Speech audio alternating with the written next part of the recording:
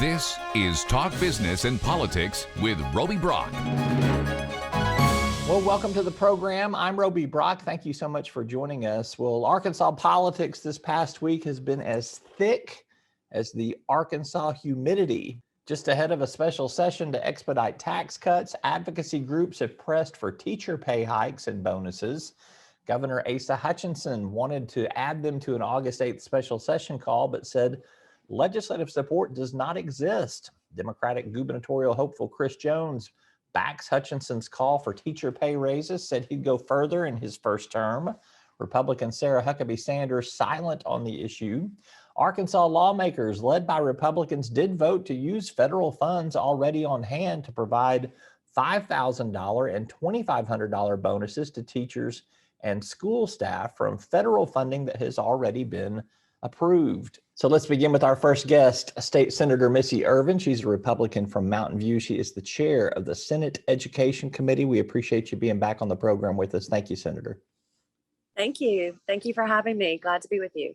All right, let's begin with this controversy over teacher pay. Let's talk specifically about what you all did on Thursday in Legislative Council with these $5,000 and $2,500 bonuses, the money coming from some potential federal stimulus money or rescue plan money that came.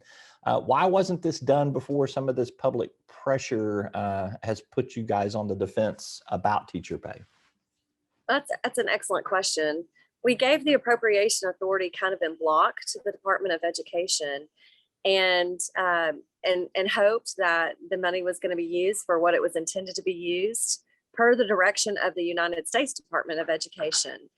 And when we found that it really wasn't used that way, and that we should have been using it for teacher recruitment, teacher retention, and the mental health of teachers primarily, then I think that's when we all took notice of that and decided, okay, time to pull this back for a brief moment and let's reprioritize these federal dollars that came from the American Rescue Plan Act, the federal legislation, and bring us a plan where we prioritize teachers and classified staff and use the money as it was primarily supposed to be used. In fact, there was a memo from the United States Department of Education, December 16th, 2021, that specifically states that this was the primary purpose of the ESSER funds that came from the American Rescue Plan Act. And so we saw that was an opportunity to spend those federal dollars as they were directed by the federal government. And in fact, you could use them for bonuses. And what we found was that just wasn't clearly communicated, unfortunately, I don't think, to our schools. And so we're just saying, let's go back. We've identified this pot of money that's federal dollars that's supposed to be used for this, and let's make a plan to get those bonuses out to our teachers and to our classified staffs. The governor has expressed some concerns over the use of those funds. He outlined that in a statement that he put out on Thursday. There's also just the concern that not every school district is going to distribute that money into $5,000 bonuses for teachers, $2,500 bonuses for staff and administration. Do you have some concerns about that? And is that going to cause legislators to rethink this process, that it might not be evenly doled out? So these monies were distributed based on Title I formulas. And what I would say is when we passed legislation in 2021 that was overwhelmingly supported by both Democrats and Republicans in regards to the funds that we received from the American Rescue Plan Act, it details in that legislation that these expenditures are supposed to be brought before peer in detail for an approval process. And so that was legislation that we all voted for and that we all passed into law in 2021. And so if you'll listen to the motion that was made, it follows that legislation that is now state law. And so with the American Rescue Plan Act funds and these ESSER funds that were for elementary and secondary school recovery, those are relief, those are funds that came directly from that federal piece of legislation. So our state law really dictates this process. And if you listen to, again, the motion that was made and the action that we took, these are recommendations that were made to be brought before the peer subcommittee. So we're trying to follow the law that we passed in 2021 in regards to the accountability of these dollars, and to make sure that stakeholders are involved in the process. And what we found is that maybe perhaps teachers and classified personnel weren't really brought into that process, or it wasn't communicated as clearly as it needed to be through the Department of Education. So bigger picture here, these are still just bonuses. They're one-time money. Yes. Why not tackle teacher salaries in this special session? We know we have to do something. We know what competing states are doing. I know that there's the adequacy study and you want to follow the matrix and do that, but you can put a price tag on these teacher salaries now, and you could do something with the amount of money that we have in reserve, and maybe clarify that a little bit more in the regular session once the adequacy study is done. And that's the argument that some people are making. We need to act now. If not, it's going to be another fiscal year before some of these teacher pay increases could take place. So if you look at the adequacy study and the origin behind it from the Lakeview case in 2004 is when we started the adequacy study. That process really outlines that we have to look at all expenditures and we have to study it, and we have to go through a process as we fund public school education across the state adequately and as equally as possible. And so legally, my concern is if you start to pick and choose one category outside of that adequacy process, I don't think that that's really following what the court wanted us to do. And so that is a huge concern from a legal standpoint, that you're right in the middle of a study, you're right in the middle of the process, and you picked out one category of expenditure and you didn't take into consideration all the expenditures and the funding needed for public school in its totality, which is exactly what the Lakeview case was really all about. And so that is a process that it shouldn't be a surprise to anybody. This is something we've been doing since 2004. Furthermore, our budget process and our revenue stabilization process is a process that's thoughtful and that dictates priority spending and is a planning mechanism for upcoming general assemblies. And so moving outside of that or throwing something kind of into that in midstream could potentially mess up other needs in state government, county jail reimbursement, corrections, Medicaid, DHS, foster care payments. Those are projected to go up at least by 10% across the board. Right now, that's at 24 million, I think, and that's going to be another potentially 2.5 to 3 million at 10%. So, there are so many needs across state government. And so what we are saying is, we have looked at this and we have incrementally increased that teacher base pay, which is all we do in state law, is we only set base pay. Right. A lot of schools go above and beyond that base minimum that's set in our law. And so what we have said is we have done this systematically. In fact, my legislation in 2021 created an additional categorical fund spend of $52 million for the teacher salary equalization fund to get us to a higher average teacher salary. So we have acted, I think, incredibly well in funding, particularly this category of teacher salaries in the past every single year, actually, since we've actually taken the majority. So I think that we have a track record to show that, and we're taking that very seriously, but we're also making sure that we're doing it within the process that's been set forth that we've been following since 2004.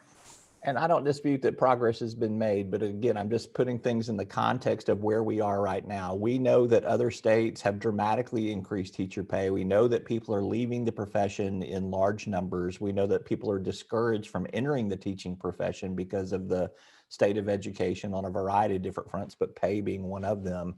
Do you not feel like we have a crisis situation that warrants doing something more immediately versus waiting until the regular session, which will push us out another fiscal year? I don't believe we're in crisis mode. I do believe that, and actually I was in a conversation with one of my Democrat colleagues in the Senate, And she was absolutely right when she talked about there are more reasons why teachers are not moving to certain areas. And that really stems to economic development and opportunities in those areas. And she's absolutely right. It is about economic development at the core, and opportunities for families and opportunities for not just that teacher, but also their spouses or their loved ones, opportunities for their kids. And economic development's really at the core of that conversation as to why teachers are not going to certain areas of our state. Now, other areas of our state where it's booming economically, there's lots of folks moving there and they are finding teachers and they're able to pay them more. So there's so many factors going into this. And so we have to, again, it is a responsible process that we go through to really look at all these things.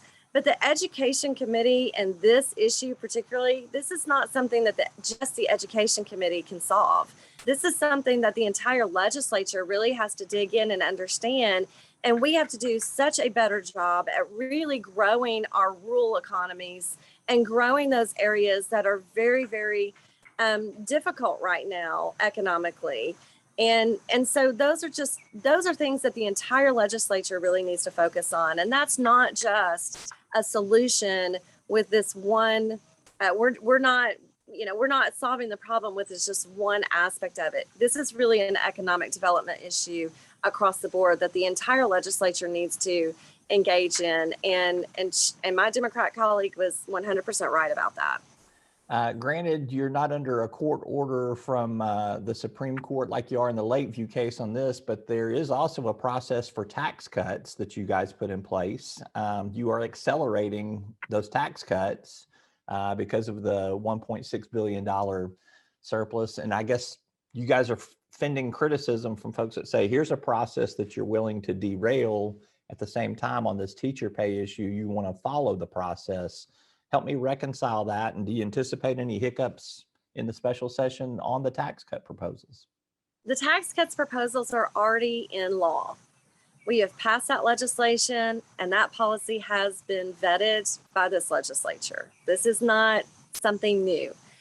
And these tax cuts aren't really coming out of the surplus because they are reductions in future revenue collections. And those laws that we passed built those triggers into place, taking that into consideration. And so there are processes as we move forward to ensure that those can be worked into future budgets. That's very different than funding and sending checks out the door right now. Those are two different things. When you're talking about a reduction in future revenue growth versus using money that's in the bank right now, those are way too different things. And I will tell you, my cattle farmers are struggling right now. They can't find hay. We are facing a recession. Every economist from every political angle could tell you that we have a recession pending.